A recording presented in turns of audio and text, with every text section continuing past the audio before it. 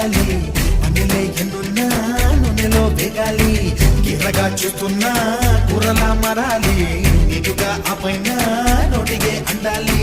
బుద్ధిగా మాట వింటూ వంటింట్లోనే నువ్వు ఉండాలి గుత్తొంకాయ గుత్తల కడి గుమ్మ పేరు